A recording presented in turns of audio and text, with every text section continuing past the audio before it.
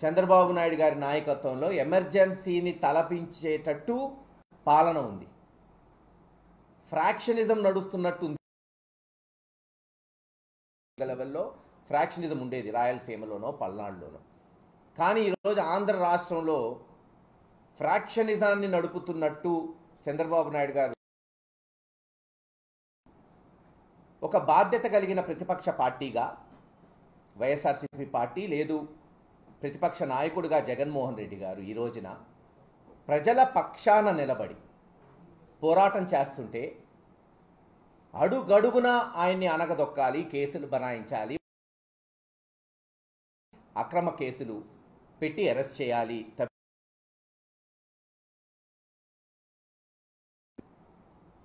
బహుశా నెల 2 నెలల క్రితం వీకెండ్ కామెంట్ ఏదో వస్తుంది ఏబిఎన్లో, దాంట్లోనే విశ్లేషించారు.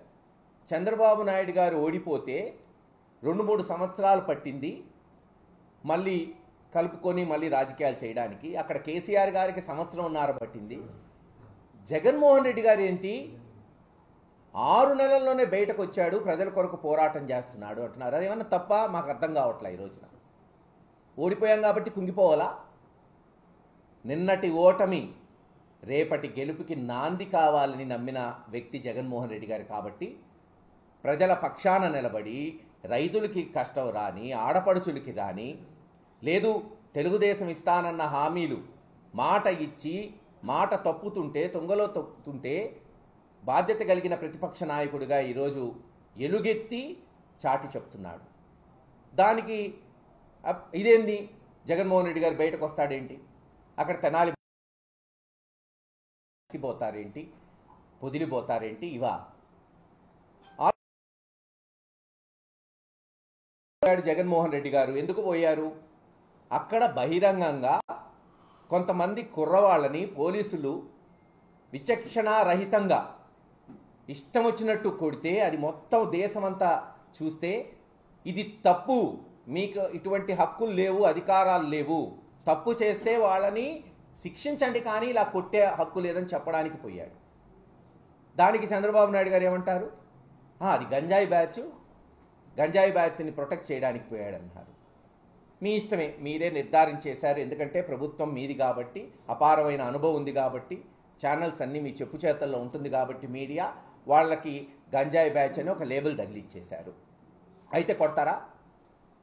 మరి కుప్పం నియోజకవర్గంలో ఒక ఆడపడుచు, బహుశా శిరీష అనుకుంటా పేరు, కరెక్ట్గా నాకు గుర్తులేదు, చెట్టుకు కట్టేసి తెలుగుదేశం నాయకులు ఇష్టం వచ్చినట్టు ఆమెని తిడుతూ కొడుతూ డబ్బులు వసూలు చేయబోతే మరి వాళ్ళని ఎందుకు బహిరంగంగా కొట్టలేదు పోలీసులు? అనంతపూర్ జిల్లాలో బహుశా 9వ క్లాస్ చదివే బాలిక అనుకుంటా, ఒక చిన్న ఆడపిల్ల పాపం. ఎవరైనా కూతురున్న తండ్రులుగా ఆ బాధలు తెలుస్తాయి, భయాలుంటాయి. మరి అటువంటి చిన్న పిల్లని 14 మంది రేప్ చేస్తే మరి గంజాయి కొట్టిన బ్యాచ్ని బహిరంగంగా కొట్టిన వాళ్ళు ఆ 14 మందిని ఎన్కౌంటర్ చేయాలి కదా, మరి ఎందుకు చేయలేదు? అంటే అక్కడొక న్యాయం, ఇక్కడొక న్యాయం, మీ ఇష్టం. అధికారం ఉంది కాబట్టి ఏదైనా చేయొచ్చు, ఏదైనా చెల్లుబాటు అయింది. అది ఎండగట్టడానికే జగన్మోహన్ రెడ్డి గారు కంకణం కట్టుకొని తిరుగుతున్నాడు. ఇక్కడ పాలన లేదు అని చాటి చెప్పడానికే ఆయన కష్టపడుతున్నాడు. నాగమల్లేశ్వరరావు అనే వైఎస్ఆర్సీపీ నాయకుడు, ఉప సర్పంచు ఆత్మహత్య చేసుకుంటే సరే ఆయన విగ్రహాన్ని మరి ఆవిష్కరించమని వాళ్ళ తండ్రి కోరితే జగన్మోహన్ రెడ్డి గారు సత్తెనపల్లి వచ్చాడు. దానికంటారు నాగమల్లేశ్వరరావు పోలీసులు హెరాస్మెంట్లో చనిపోలేదు. చనిపోయిన వ్యక్తి తల్లిదండ్రులు భార్యా పిల్లలు చెప్తుంటే లేదు ప్రభుత్వం చెప్తుంది. ప్రభుత్వం ఎవరండి చెప్పడానికి? తల్లిదండ్రులు చెప్పాలి. లేదు అతను ఏమన్నా వీడియో కానీ చనిపోయినప్పుడు ఏమన్నా ఆత్మహత్య చేసుకునేదని ఉంటే అది లేనప్పుడు తల్లిదండ్రులే కదా, భార్యా పిల్లలే కదా చెప్పాల్సింది ఎందుకు చనిపోయాడనేది. ఆయనకు ఒక లేబుల్ వేశారు, బెట్టింగులు కాశాడు, నష్టపోయాడు కాబట్టి చనిపోయాడంట. పోనీ అనుకుందాం ఒక నిమిషం, జగన్మోహన్ రెడ్డి గారు ఎక్కడన్నా ఆంధ్ర రాష్ట్రంలో బెట్టింగ్ ఖాయమని ఎవరికన్నా చెప్పాడా? మీ ఇష్టం, ఆయనకి ఒక లేబుల్ వేసి పడేశారు. జగన్మోహన్ రెడ్డి గారు సాక్షి పేపర్లో గెలుస్తామని వచ్చింది, అందుకని ఆయన బెట్టింగ్ కాసి అంటే గెలుస్తామని చెప్పక నిలబడే నాయకుడు ఎవరన్నా ఒక సామాన్య ఎమ్మెల్యేకి నిలబడేవాడు కూడా నేను గెలుస్తామని కౌంటింగ్ సెంటర్కి పోతాడు. అలాగే జగన్మోహన్ రెడ్డి గారు గెలుస్తామని చెప్పారు. చంద్రబాబు నాయుడు గారు 2004లో 2009లో 2019లో గెలుస్తామని చెప్పక ఓడిపోతామని చెప్పాడు ఆ కార్యకర్తలకి. గెలుస్తామని చెప్పాడు. 2019లో 80% ఉంది ప్రజల అభిమానం తెలుగుదేశానికని ఎలక్షన్లకు పోలేదా? లేదు. 2004లో తన మీద దాడి జరిగితే నక్సలైట్ 6 నెలలు ముందుకు తీసుకొచ్చాడు ఎలక్షన్. మరి గెలుస్తామనే కదా చెప్పేది. దానికి ఒక అపవాదు. మరి అదే సత్తెనపల్లిలో లక్ష్మీనారాయణ అనే వ్యక్తి వీడియో తీసుకొని ఆత్మహత్య ప్రయత్నించాడు కదా పాపం. చెప్పాడు కదా పోలీసుల హెరాస్మెంట్ ఉందని. మరి దాని మీద ఏం చేసింది ఈ ప్రభుత్వం? ఏమీ చేయలేదు. పైగా ఆయన జగన్మోహన్ రెడ్డి గారు వెళ్తే అంట కేవలం 9 కార్లు 100 మందితో పోవాలంట. జరిగిద్దా అసలు? చూశారు కదా, అందరం ఎవ్వరం వెహికల్స్ పెట్టలేదు, ఒక్క వెహికల్ కూడా పెట్టనీలేదు, బెదిరించారు. కానీ స్వచ్ఛందంగా 20,000 మంది వచ్చారు. జగన్మోహన్ రెడ్డి గారికి ఇవ్వాల్సిన సెక్యూరిటీ Z+ కేటగిరీ ఏదైతే ఆయనకుందో, రోప్ పార్టీ, పెట్రోల్ కార్లు అన్నీ తీసేశారు. తీసేయటం వల్లే కదా తొక్కిసలాట జరిగింది. నెట్టుకున్నారు, తోసుకున్నారు. దురదృష్టకరం. సింగమయ్య గారు చనిపోయారు. ఒకరోజేమో ఎస్పీ గారు జగన్ గారి కాన్వాయ్కి దానికి సంబంధం లేదంటారు. మళ్ళీ ఒక వారం తర్వాత లేదు ఆ కారు వల్లే చనిపోయాడంటాడు. ఏది నిజమో ప్రజలకు అర్థం కాదు. సరే అనుకుందాం, తెలుగుదేశం అబద్ధాలే నిజాలు కొంతసేపు అది కూడా భావిద్దాం. యాక్సిడెంట్ జరిగితే కారులో ఉన్న జగన్మోహన్ రెడ్డి గారు ఏం చేస్తారు? వేరే నాయకులు ఏం చేస్తారు? రేపు బస్సు యాక్సిడెంట్ అయితే బస్సులో ఉన్న వాళ్ళందరి మీద కేసు పెడతారా? లేదు, రేపు ఇంకో మీటింగ్ పెడతారు చంద్రబాబు నాయుడు గారు, లోకేష్ గారు. అనేక మంది ఆ మీటింగ్కి వస్తారు, పోతారు. ఎక్కడైనా యాక్సిడెంట్ అయితే చంద్రబాబు నాయుడు గారు, లోకేష్ గారి మీద కేసు పెడతారా? గతంలో ఇలా జరిగిందా? ఒక కొత్త అనైతిక రాజకీయ వరవడికి నాంది పలుకుతుంది ఈ ప్రభుత్వం. ఎలాగన్నా ప్రతిపక్షాన్ని తొక్కాలని చెప్తున్నా కదా. మరొక అడుగు చంద్రబాబు నాయుడు గారు, భూస్థాపితం చేస్తాను జగన్మోహన్ రెడ్డి గారిని. జగన్మోహన్ రెడ్డి గారి పార్టీ పెట్టినప్పటి నుంచి ప్రయత్నిస్తూనే ఉన్నారు కదా. అనైతికంగా కాంగ్రెస్తో పొత్తు పెట్టుకొని జగన్మోహన్ రెడ్డి గారు 2010లో పార్టీ పెట్టినప్పటి నుంచి ఆయన్ని తొక్కడానికే కదా ప్రయత్నాలు. అందరూ కలిసి అక్రమంగా కేసులు పెట్టారు, జైల్లో పెట్టారు, పతాక శీర్షికలు రాశారు, బై ఎలక్షన్లో కలిసి పోటీ చేశారు. ఆ రోజు 2011-12లో కడపలో అనైతిక పొత్తులున్నాయి. ఆ రోజున జగన్మోహన్ రెడ్డి గారు ఎంపీగా రాజీనామా చేసి నిలబడినప్పుడు. కానీ ప్రజలు ధర్మం వైపు నిలబడ్డారు. ఆ రోజున ఈ అనైతిక పొత్తుల్ని తిప్పికొట్టారు. చివరికి 2018లో అనుకుంటా తెలంగాణలో మొట్టమొదటిసారి దేశంలో కాంగ్రెస్ తెలుగుదేశం కలిసి పోటీ చేస్తే చెంప చెళ్ళుమనిపించారు.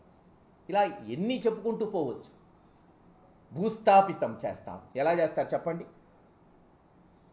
అధికార పక్షం ఎంత ముఖ్యమైందో ప్రజాస్వామ్యంలో ప్రతిపక్షం కూడా అంత ముఖ్యమైంది. ఈరోజు ఓడిపోయామని కూర్చోలేదే, ప్రజల పక్షాన్ని నిలబడి పోరాటం చేస్తున్నాడు జగన్మోహన్ రెడ్డి గారు. చరిత్ర ఒకసారి అందరు తెలుసుకోండి. 1977-78 ఎమర్జెన్సీ అయిపోయిన తర్వాత ఇందిరాగాంధీ గారు తప్పు చేశారని కాసు బ్రహ్మానందరెడ్డి గారు అనేక మంది సీనియర్ నాయకులు ఆమెను సస్పెండ్ చేస్తే కాంగ్రెస్ ఇందిరా అని పెట్టుకొని 78లో ఎవ్వరూ లేకపోయినా అంతా యంగ్స్టర్స్ బ్యాచ్తో పెట్టి ఆంధ్ర రాష్ట్రంలో స్వీప్ చేయలేదా? 83లో ఈయనదేముందిలే రంగులు పూసుకునే వ్యక్తి, పాత కాంగ్రెస్ కొత్త కాంగ్రెస్ అంతా కలిసిపోయిన ఇందిరాగాంధీ గారి నాయకత్వంలో ఎన్టీ రామారావు గారు ఏం చేయగలుగుతారంటే చరిత్ర సృష్టించలేదా? 89లో తండ్రి గారు కాసుకృష్ణారెడ్డి గారు చెప్తుంటారు, రాజీవ్ గాంధీ గారు అన్నారంట ఎన్టీ రామారావు గారిని ఎలా గెలుస్తుంది కాంగ్రెస్ పార్టీ ఈసారి కూడా రాదేమో 89లో అంటే చెన్నారెడ్డి గారు అన్నారంట, mister Rajiv Gandhi I will defeat NTR and show you అని. ఒక సామాన్యుడి చేతిలో ఎన్టీ రామారావు గారు ఎమ్మెల్యేగా ఓడిపోయాడు. అది ప్రజాస్వామ్యం. ప్రతిపక్షం ఉంటుంది, ఉండకుండా ఉండదు. 99 నుంచి 2004 కూడా చూశాం కదా. చంద్రబాబు నాయుడు గారు ముఖ్యమంత్రి ఉన్నప్పుడు ఎన్ని గొడవలు, ఎన్ని దాళ్లు. ఇంకే ఉంది, మళ్ళీ తెలుగుదేశం వస్తుందనే కదా 6 నెలలు ముందుకు తీసుకొచ్చారు ఎలక్షన్ ఆయన మీద దాడి జరిగిన. కానీ మహానాయకుడు రాజశేఖర్ రెడ్డి గారు సింగిల్ హ్యాండెడ్గా వంటి చేత్తో గెలిపించాడు కాంగ్రెస్ పార్టీని ఆ రోజుల్లో. మళ్ళీ 2019 ఏముందిలే జగన్మోహన్ రెడ్డి గారు పొద్దున వాకింగ్ ఈవినింగ్ వాకింగ్ అని హేళన చేశారు తెలుగుదేశం నాయకులు. ప్రతిపక్షాన్ని గౌరవించండి. ఈరోజు జగన్మోహన్ రెడ్డి గారు లేవనెత్తిన అంశాలను కరెక్టా రాంగా ఏమడుగుతున్నాడు ఆయన చెప్పండి. మీరు ఆడపడుచులకి 1500 రూపాయలు ఇస్తాను అని చంద్రబాబు నాయుడు గారు చెప్పారు, బాండ్లు ఇచ్చారు, దానికి కో గ్యారంటీ సంతకంగా పవన్ కళ్యాణ్ గారు సంతకం పెట్టాడు, ఇంటింటికి పోయి ఎంత వస్తుందో ప్రజలకు తెలియజేశారు. అమ్మ నెలకి 1500, సంవత్సరానికి 18,000, 5 సంవత్సరాల్లో 90,000 వస్తుందని చెప్పారు. అక్కడ పాప డ్వాక్రా మహిళలందరూ ఆశపడి అమ్మో జగన్మోహన్ రెడ్డి గారి కన్నా రెట్టింపిస్తానంటున్నాడు అని డ్వాక్రా లోన్స్ 4-5 లక్షలు తీసుకోవాల్సిన వాళ్ళు 15-20 లక్షలు తీసుకున్నారు డ్వాక్రా మహిళలు. ఏది 1500 నెలకి? ఇప్పుడు గత సంవత్సరం 18,000 తెలీదు, ఈ సంవత్సరం ఇస్తానన్న 18,000 ఏమవుతుందో తెలీదు, ఎప్పుడు ఇస్తారో తెలీదు, ఇస్తారో లేదో తెలీదు. చంద్రబాబు నాయుడు గారేమో అన్ని హామీలు ఇచ్చేశానని చెప్తున్నాడు. నిరుద్యోగ భృతి 20 లక్షల ఉద్యోగం ఇస్తాం, ఇచ్చే వరకు నెలకి 3,000 రూపాయలు, అంటే గత సంవత్సరం 36,000 తెలీదు. పథకాలకి పేర్లు మార్చారు, సంతోషం, మార్చుకోండి. మేము ఇస్తానన్న అమ్మఒడిని ఏ పేరు పెట్టారు? అమ్మఒడికి తల్లికి వందనం. 82 లక్షల పిల్లలు 67 లక్షలు అయిపోయారు. రైతు భరోసానేమో సుఖీభవ అనుకుంటా, అన్నదాత సుఖీభవ. ఎవరు సుఖంగా ఉన్నారు చెప్పండి? ఏ రైతన్నా సుఖంగా ఉన్నాడా? పండించిన పంటకు గిట్టుబాటు ధర లేదు. అన్నదాత సుఖీభవ పోయిన సంవత్సరం ఇస్తారన్న 20,000 లేదు, రూపాయి కూడా ఇవ్వలేదు. ఈ సంవత్సరం ఇస్తామంటున్నారు.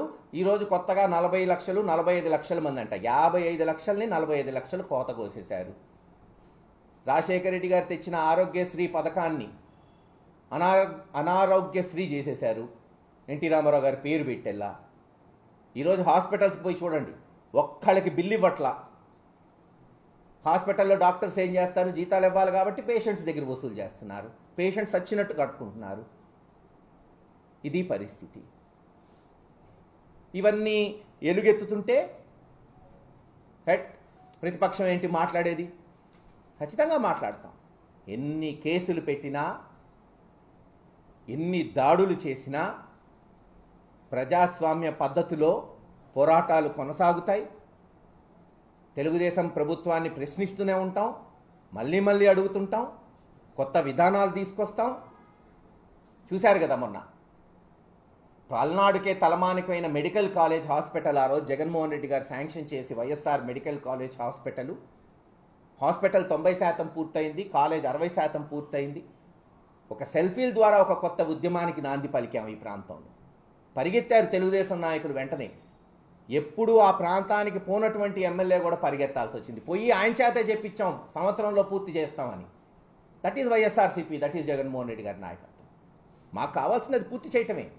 మేము విత్తనం నాటాం, చెట్టుకు పెంచాం, కాయలైనా కోసియండి అయ్యా మహాప్రభు అంటున్నాం. ఈరోజు డిమాండ్ చేస్తున్నాం. ఎస్, ఎంపీ కృష్ణదేవరాయలు గారు లేదు, హెల్త్ మినిస్టర్ కావచ్చు ఈ రాష్ట్రంలో, సత్యకుమార్ గారు అనుకుంటా హెల్త్ మినిస్టర్, విజిట్ చేయండి. పల్నాడులో మాచర్ల గురజాల్లో కనీసం సరైన 50 పడకల హాస్పిటల్ లేదు. అటువంటిది జగన్మోహన్ రెడ్డి గారు 500 పడకల హాస్పిటల్ ఇచ్చాడు. 100-200 పడకలు 2019 జూన్కే పూర్తయింది. పరికరాలు కూడా మెగా ఇంజనీరింగ్ కంపెనీ చేతుల్లోనే ఉంది. వాళ్ళు నెలలో అమరుస్తామన్నారు, నెలబోయే సంవత్సరం అయిపోయింది. వెంటనే ఆ 100-200 పడకలు ప్రజలకు అందుబాటులో తీసుకురావచ్చు, ప్రాణాలు కాపాడవచ్చు. ఎక్కడ వెల్దుర్తి, ఎక్కడ గురజాల, 100-200 కిలోమీటర్లు వస్తున్నారు పాపం. ఇప్పుడు నసరావుపేట, విజయవాడ, గుంటూరు పోయి చూపెట్టుకుంటున్నారు. మేము వేరేదేం అడగట్లేదే, మీరు ఇచ్చిన హామీలు నిలబెట్టుకోండి. ఎప్పుడు ఇస్తారు? 1,500 రూపాయలు నెలకి, సంవత్సరానికి 18,000 ఆడపడుచులకి అని అడుగుతున్నాం. ఎప్పుడు ఇస్తారు నిరుద్యోగ భృతి అని అడుగుతున్నాం. ఏమన్నా తప్పు ఉందా దీంట్లో? ఆంధ్ర రాష్ట్ర ప్రజల్నే ఆలోచించమని విజ్ఞప్తి చేస్తున్నాం. ఏది ఏమైనా ఖచ్చితంగా జగన్మోహన్ రెడ్డి గారి నాయకత్వంలో ఈ కేసులకి భయపడేది లేదు, ప్రజల పక్షాన నిలబడేదే. ఖచ్చితంగా మీరే చూస్తారు 4 సంవత్సరాల్లో ఎలా జగన్మోహన్ రెడ్డి గారు తిరిగి అఖండ మెజారిటీతో ముఖ్యమంత్రి అవుతారో ఈ ప్రాంత ప్రజలు, ఈ దేశ ప్రజలు చూస్తారని తెలియజేసుకుంటూ సెలవు తీసుకుంటారు.